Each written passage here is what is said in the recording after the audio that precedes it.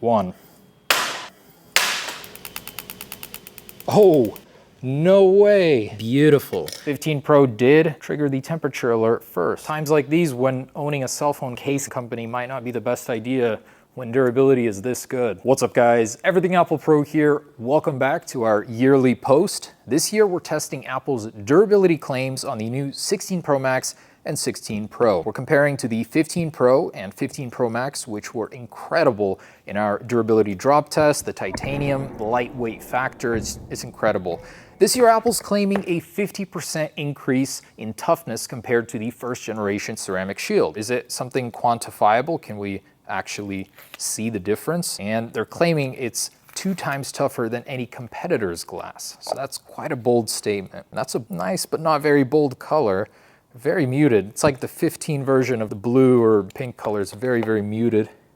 It's gorgeous though. Looks the same. Be hard pressed to tell there's a difference there compared to the millimeter wave antenna. Very subtle, and subtle's good here. Apple's only upgraded the front of the new phones. The rear still retains the same generation glass. Pretty much what the leaks said it would be. There's not much surprises nowadays. Before we drop it, I want to run a little test here. Let's see thermal management in the most crude possible way compared to the 15 Pro, which will trigger the heat warning first on a heat pad. 16 Pro here. Apple made a couple crucial changes on the inside, which they say allows for 30% higher sustained performance. One being the chip placement. By centralizing the chip, moving the hotter components out around it, optimizing that, they were able to dissipate more heat. And 2, a new aluminum substructure, which has graphite on it. 15 Pro did trigger the temperature alert first. Yeah, so it doesn't take too long in a sauna before you get that alert. Solid 30 seconds already over the 15 Pro. 143.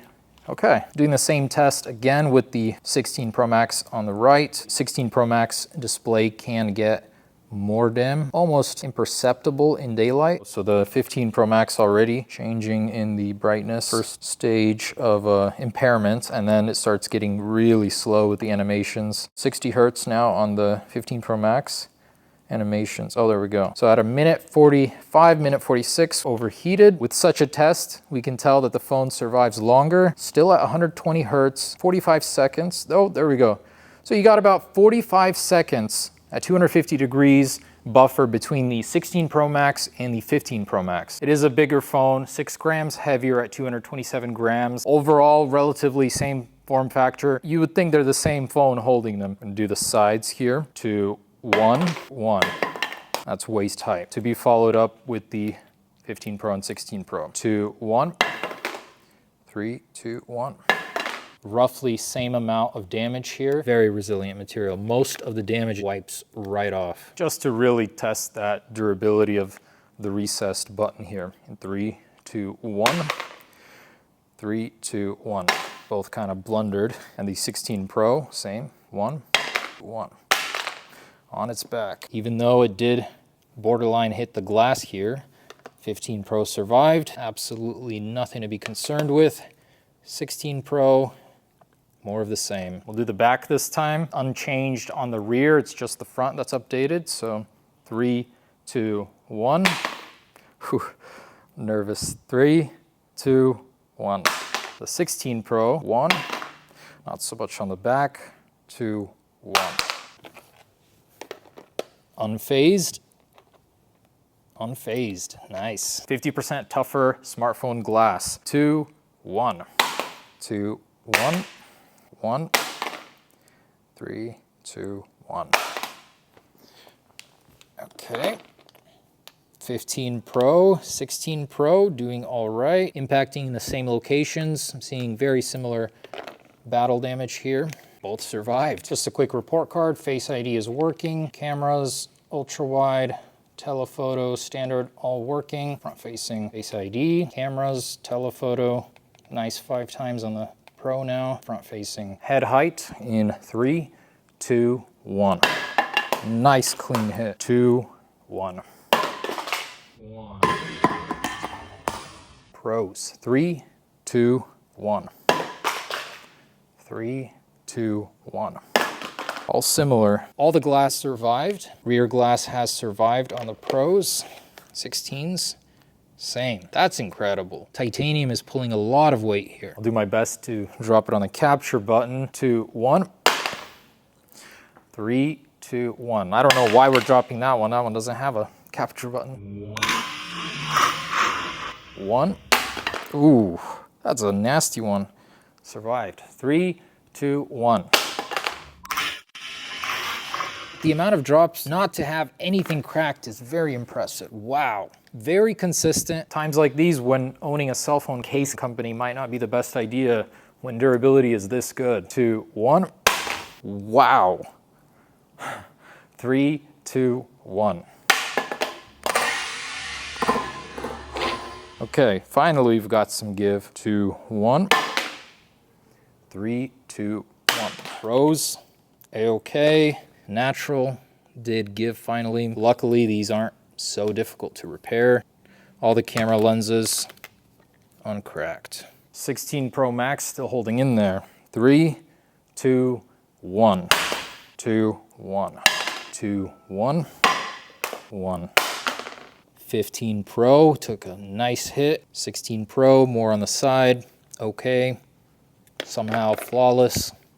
Oh, there goes this one. 16 Pro Max is unresponsive. Something is amiss. Jog it with the hard reset. Fairly smooth. Was an unlucky fall is all. The mute button is software based, so I can't tell. Usually in the past years you can toggle it and get a vibration. That seemed to have done the trick. Titanium is a very good idea on a smartphone. It's held up very well. It shows damage better than stainless ever did. Yeah, it's not the best result considering it's 50% tougher.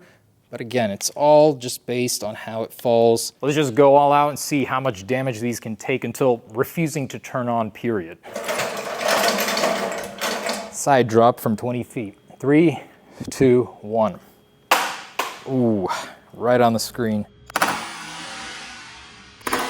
2, 1. 1. Nothing surviving that one. 1. Right on the display. All right, surprisingly, not seeing a lot of damage on the 15s. 16 Pro, that fall did it in. Display looks roughly about the same. That one's shattered. 15 Pro's shattered. 15 Pro Max hanging in there. 16 Pro Max, yet unbroken here. 2, 1. Whew. And 15 Pro Max, 3, 2, 1. This one's already shattered, but 1, 2, 1. They fly very evenly. I do believe Apple claimed that the center of gravity on these phones is improved since the 15 Pro launch. And I can attest to that by the way they fly, very even. Overall good shape here on the 16 Pro Max. 15 Pro is knocked out already. Impressive result on the iPhone 15 Pro Max's part. Maybe that 6-gram weight difference is coming in handy here. Rapid fire here, 16 Pro Max. 3, 2, 1. Alive. 3, 2, 1. Whew. 16 Pro. 3, 2, 1. Not as bad as I thought. 3, 2, 1. Just out of morbid curiosity, wireless charging working. Working. Working. Because they refuse to die. 15 Pro Max survived. 16 Pro Max did not. Still a fun test for me. Honestly, titanium here is the actual winner as it's still unmangled.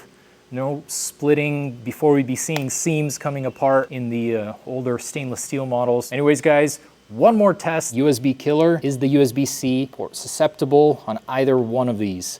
So with the tester shield, but if we just pop it in, we do hear that pop. Charge is being sent. And oh, 16 Pro Max. Oh, no way. How is this thing effective on this, but not the 15 Pro Max? 15 Pro Max just accepting all of that charge.